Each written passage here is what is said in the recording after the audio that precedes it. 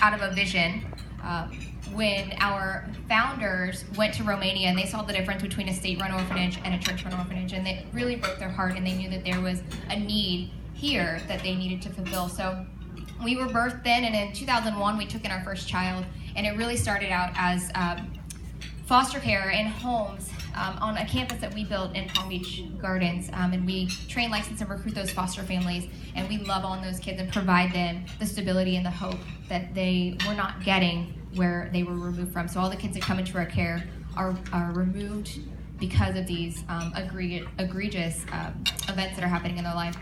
From there, we grew and opened up our Lake Park campus in Palm Beach County for our age-out foster youth, otherwise homeless youth. So these are kids who are 18 to 24, so when you celebrate your 18th birthday, you're now an adult and you have to move out on your own.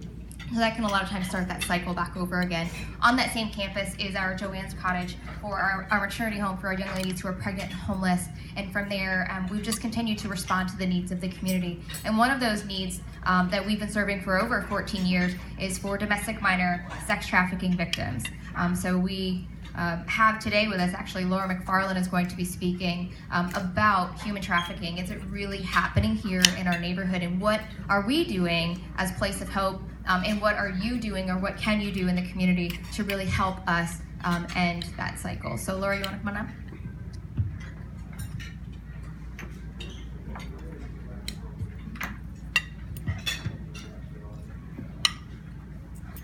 Thank you so much for letting us come and share about this topic. I know it's probably not the most pleasant topic you want to learn about while you're eating lunch, but really appreciate that you guys are open to hearing about this, because it's so important, and education is the first step, because the reality is human trafficking is sometimes described as being hidden in plain sight, and that's only able to happen because people don't know what to recognize, they don't know what to look for, and it is in front of us and we just don't see it. It's openly happening in our communities, so it's really important to identify the red flags and what to look for, which I'll get into.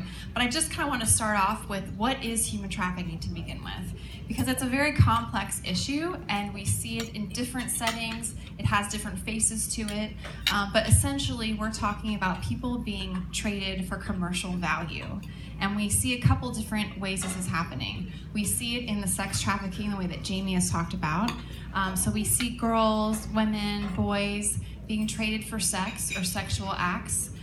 This could be in strip clubs, this could be in massage parlors, this could be in hotels, this could be on the street. We see it in different settings, and the difficult side of human trafficking is prosecuting and being able to hold accountable those that are responsible. And the challenge is, if you're over 18, we have to be able to prove that you've been forced into this, or you've been tricked into it some way, or you've been coerced into it. So it can be very challenging for law enforcement to address and deal with. But with kids, we have a little bit of an easier in with that, because federal law says if they're under the age of 18 and they're engaging in a commercial sex act, so this could be stripping, it could be pornography, it could be an act of sex, it could be different forms of a sexual act, they're considered a human trafficking victim. So this kind of changes the game. It wasn't always the case. So this means if you have a 16-year-old girl who's saying she wants to be stripping, guess what? Federal law says that's human trafficking. She's not old enough to consent. So that's a big difference. So there's a lot of hope, I think, with kids being trafficked, because we don't have to show they were forced into it. We can automatically get them help if we can identify that there's been a commercial exchange for some kind of sexual component. So that's kind of what we're looking at in sex trafficking, but we also have labor trafficking. And in Florida, we're blessed, not blessed, but we have both. We have sex trafficking and labor trafficking. And the reason why is because if you think about, we have a very diverse environment here. We have lots of tourism. We have a booming economy. We have lots of tourists coming down for our beaches, for different attractions. But we also have the agricultural side. We have lots of farmland. We have nurseries. We have tons of landscaping businesses. And all of these different industries, we can find labor trafficking. So we find people being forced to work or not being paid fair wages to do our lawns, to clean our pools, to work in restaurants, to work as housekeeping in hotels. So we unfortunately have both labor and sex trafficking. With sex trafficking, we have domestic citizens, the majority of our cases of sex trafficking involve United States citizens. So these are our children. They're not just kids brought from another country. These are our children being trafficked. And most people, I don't think, realize that, and it can be really shocking and disheartening to hear. But that's a huge piece that if you're looking for just an international victim, you may not be seeing human trafficking, because an international victim maybe is not always what you're going to come across. We see a lot of international victims of labor trafficking, especially in Florida. We have lots of diverse groups, lots of communities. We have people that are being brought over for trafficking specifically, and we also have people that are consenting to be smuggled in, but once they get here, they're being trafficked. So again, there's a distinction between smuggling and human trafficking. But with the victims, like we talked about, they can be minors, adults, they can be boys. There was a case a couple of years ago down out of Miami where I think it was maybe a Russian group or a Serbian group that was trafficking boys. We have kids, we have adults, but it's not just kind of gone are the days where the trafficking victim is only a runaway or a foster care kid. It's not just a down and out child. We definitely see that. They're one of the most at risk, because you think about a kid on the street, nowhere to go, no family, no supports. They're gonna have to kind of survive, and they're gonna have to rely on some things, some strangers maybe to get them through. But the reality is, in addition to those types of children, we also have everyday kids growing up in Christian homes, growing up in gated communities, going to school with our kids. There was just an article maybe less than a month ago of human trafficking happening down in Broward County in gated communities. And people are shocked, how can that happen in a gated community? How are these traffickers accessing our kids? And the reality is, they can access anyone they want through technology, through the phones, through the apps, through the websites, through social media.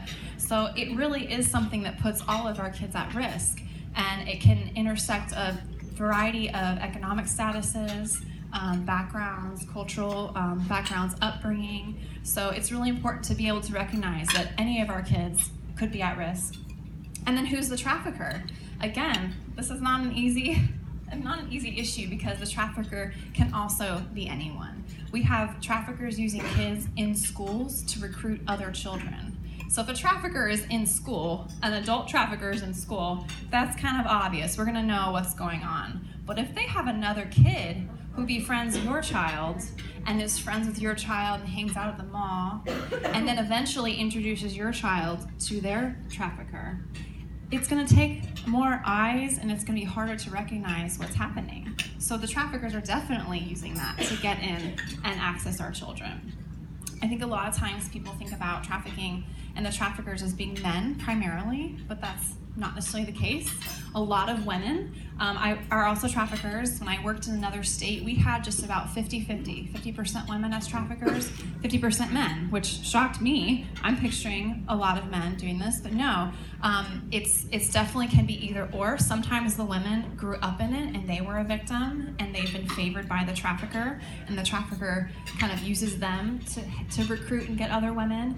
And sometimes it could be they're the parent of the person they're trafficking. So we have relatives trafficking, we have community leaders, we've had like people that are involved, judges and law enforcement, religious leaders, pastors. So it really can be anyone. The focus is, of course, financial benefit. And when you're looking at people who are vulnerable, it's very easy for them to take advantage of the situation. So what I say to people for how do you get involved, how can we prevent human trafficking? Anytime you're helping serve a group that's vulnerable, you're helping prevent human trafficking. If you're helping kids in foster care, you're helping prevent human trafficking, because you're helping provide things that if you weren't, a trafficker is probably gonna come up and offer that place to stay and offer that food. If you're feeding the homeless, or your church is putting together backpacks for kids that have food on the weekends, you're helping to prevent human trafficking, because you're helping provide, again, other resources for kids that they don't have to go to a stranger for. I used to work in a rehab with children, with teen girls, and it amazed me at how many stories when they would run away and come back of just 2 o'clock in the afternoon on a weekday, they came across some guy loading groceries into his car, broad daylight, went home with him, somehow had this conversation to go home with him, and ended up having sex for alcohol, for his credit card, for things that they could materially get. So if we're not able to provide, we're not going to provide alcohol, but if they're doing the same thing for a place to sleep, for a couch to sleep on, when you're on the street, you reach a point where you need something. And so these people are going to come up to you and say they've noticed that you've been on the street for a couple of days. Eventually you need something, you need these resources. I have an extra couch. You can just come with me. It's fine. It'll be good. You can just stay as long as you want. And then you get there, and then the situation changes a little bit. You can still have the couch, but you're going to have to do something for it. And by the time you're there, it's too late. You're already in this person's house. You have nobody else to go to. There's no one looking for you. There's no one trying to make sure that you're home by dinner. So these are some of the examples that we see happening with our kids. You'll hear stories of children living in wonderful homes, but being trafficked every night or during the day. They're home for dinner.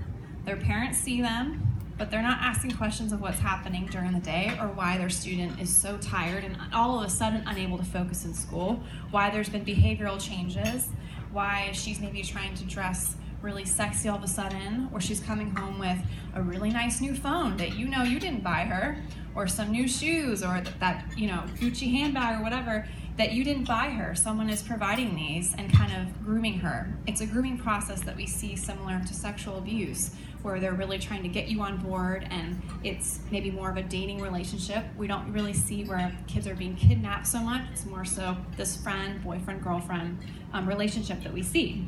And there was a case in Vero Beach a couple years ago where a man was trafficking a couple girls out of his travel trailer mobile home, and he was found. The case came to be, and he was found with lots of narcotics. So he was using drugs to really keep these girls strung along and control them, because when they had those cravings and needed their fix, he was the one that would supply it. And so if he kept them needing that fix, he was constantly in control of the situation, and that was right here in Vero Beach. So we definitely see it in all of our communities. It's there. It's just sometimes hard to identify. So we gave you guys packets, handouts, and one of the first flyers has some red flags of what to look for. It's this first page. And it'll help you identify, even questions you could ask if you really suspected a situation was occurring. If you're asking people, if you have someone come into your business or that you come across your church and something doesn't feel right, and you're asking a few questions to try to identify, and their response feels very scripted, or maybe it feels like every time you ask a question, it's a different answer. Maybe they can't answer you. They're being forced to answer through someone else, or someone's with them that's very much dominating the situation. So there's some red flags you can read through to help you identify. And then, of course, if you ever suspect something, there's the National Human Trafficking Hotline on the back that you can call. And this is a 24/7 resource. Victims can call, you can call. You can do it online, you can text. They have a website with tons of resources. So keep that in your phone, because you never know when you can use it. I always have it. I've called before because I got pictures sent to me from a number I didn't know that were of a child, and I just felt like something was off with that. So I called, they walked me through the questions, and they let me know if I need to proceed any further, or if it wasn't anything that they thought was too concerning. Also, there's a handout in here that has some blue writing, and I would say one of the first ways to take the next step would be to go home and give this to someone. This is a really great introduction flyer to give to someone to help them start to learn about human trafficking. Maybe it's a parent of one of your kids' friends, it could be your neighbor, your coworker. Start the conversation, because there's still so many people that don't know about this. Even when it's in the news, we might just read an article, but we don't really get the meat of what is happening, what to look for. These are our children. The reality is, they say that there's maybe 20 to 40 million human trafficking victims globally involved in this, and it's really hard to know for sure how many, because a lot of cases don't go reported. Sometimes kids or adults are scared to say what's happening, especially with boys. There's a lot of stigma. They don't want to talk about what was done to them. It's embarrassing. But the reality is, and I just feel like this is something that God's really put on my heart to focus on, is that it doesn't matter if we have 40 million or we have one victim. As long as we still have one human trafficking victim, we have a human trafficking problem. And so the numbers help us focus on kind of the trends and see how big this is. The reality is there's one victim, there's work for us to do as Christians. And these are our children. These are United States citizens being trafficked in our communities. And we all play a part and have a responsibility to educate others so that we can identify, so we can educate our kids, protect them on what to look for, monitor who their friends are, monitor their social media. When I present with an FBI agent, she always says, "You're the parent, take their phone. Look at it. You're allowed to do that." Sometimes we forget, we don't want to be the bad guy, but as a parent, you totally can go through your child's phone. Look at who they're talking to. Look at the apps that they're using, and make sure that they really know who they're talking to. If they're going to sleep over with a friend they just met, question that. Maybe don't let it happen, because that friend that invited them might be working for a trafficker, and that might be the night that they're going to introduce them to human trafficking. So be vigilant, be aware. Tons of resources here for you guys to see kind of what we're looking at, but in terms of ways to get involved, really educate others, protect, educate your children, protect the community through awareness, continue to seek it out. And also, we do presentations through Place of Hope, and we run support groups for girls at risk of being trafficked. So would love to come to any companies, any community groups, youth groups that you guys might be connected with. Just let us know if there's any doors that can be opened to help us continue to bring this awareness to your community. We'd be more than happy to do so. So you can come back. Jamie and I have cards in the back that we'd love to connect with you. But other than that, I know it's a lot of information, but do you guys have any questions or anything? Great presentation. Thank you. Yes. I have two questions.